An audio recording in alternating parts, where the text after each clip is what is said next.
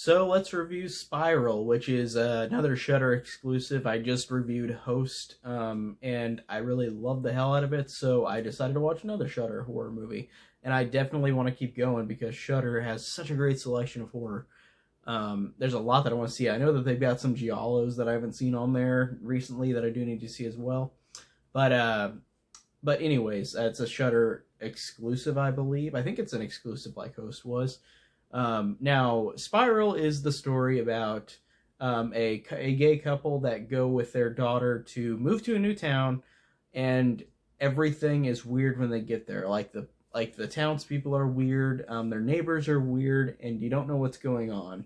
And basically, think of this movie as Get Out, but with a gay couple. Like, look at it that way. And I knew before I saw the movie that that's what the premise was.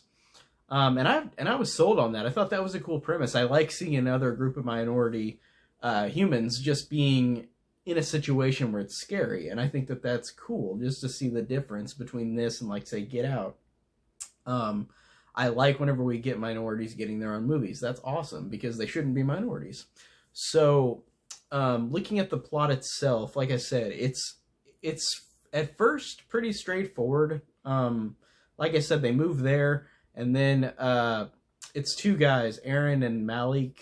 And Malik is the one who starts to see all the weird stuff happening around him, and he's really nervous, and he thinks it's because they're a couple that they're doing this, but he doesn't really know why.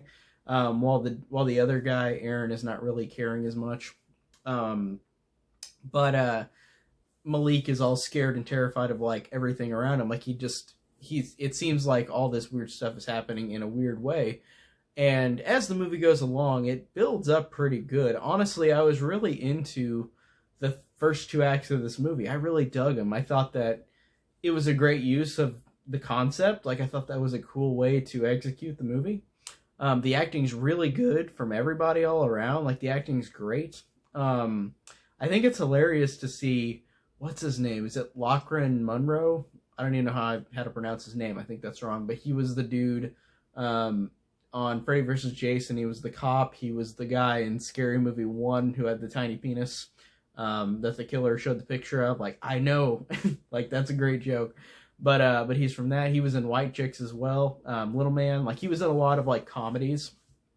And then he kind of just disappeared. I haven't seen him in any movies in a long time. So it's cool seeing Lachlan Monroe back. And I enjoyed him. I thought he was great in the movie. Like I said, the acting is great all around, and I really do dig these characters, and I find them interesting. And it's so weird because where that ends, talking about how I think it's great with, like, the acting and the build-up, the third act and the writing to me just really kind of ruined the last act.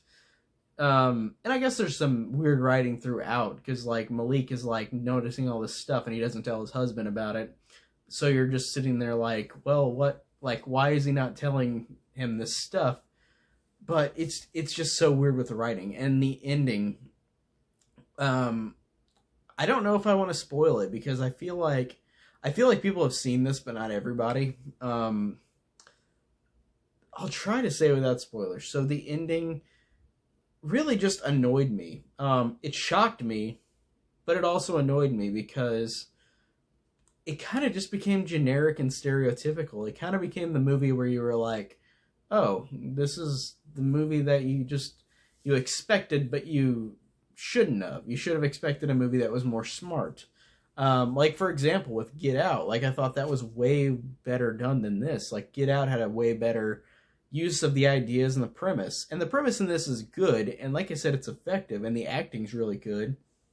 But it just falls into that category where the ending just kind of sours it for me. Like, I think it ends in a way where you're just like, I do appreciate the fact that it's a bleak ending. I appreciate that, and I appreciate that it's showing that real life, well, no, I don't know where to go with that. Not real life, but, like, those ideas of, like, prejudice are there in real life, but, like, it just kind of ruined it for me. Like, the ending just kind of felt pretty lame.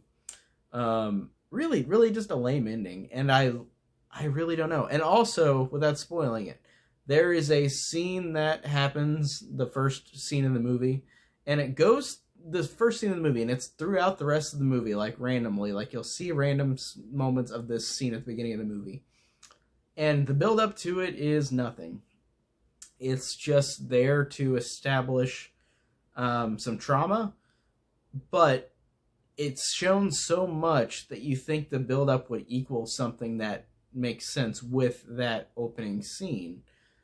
But really, no, it's just like a different thing related to a character. I guess you can understand trauma wise, but it doesn't really add up to anything in the movie. Like, honestly, if they took out the opening scene and showing those scenes, it wouldn't have made a difference because it still would have led up to that phone call. And again, I'm keeping this vague, but there's a phone call in the movie, and like it would have led to that.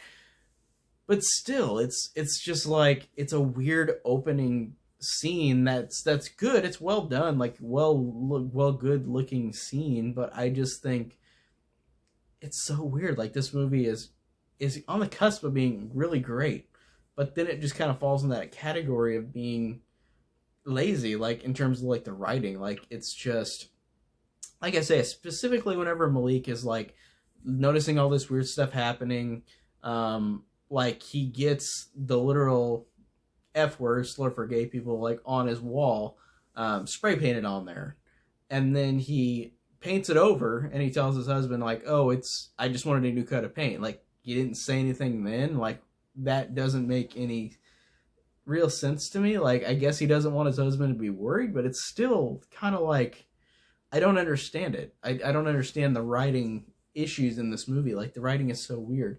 The writing's weird. The ending is kind of lame. Like pretty lame, but like I said, the build-up is great, the acting's great, it's memorable kind of visually. I think it looks cool. I'll remember it, especially because it's such an annoying movie in that way, where it's like I like a lot of things about it, but I also don't like a lot of things about it. Hopefully I get another movie like this that's better, with the same kind of idea. Hopefully we will, because like I said, Get Out was a great idea, and this is a good one, further elaborating on Another Minority. So it's good, but it's just not great. It's got writing issues and some annoying things about it, but I'd still personally recommend it. I still think it's a fun time. Like, I did enjoy Spiral. Definitely not disappointed I saw it. Like, I did enjoy it, really. But yeah, pretty much that's it without spoilers. I can't really say much else. But like I said, I did still dig it, flaws and all. So that is a quick review on Spiral. And I'll see you guys on the next video.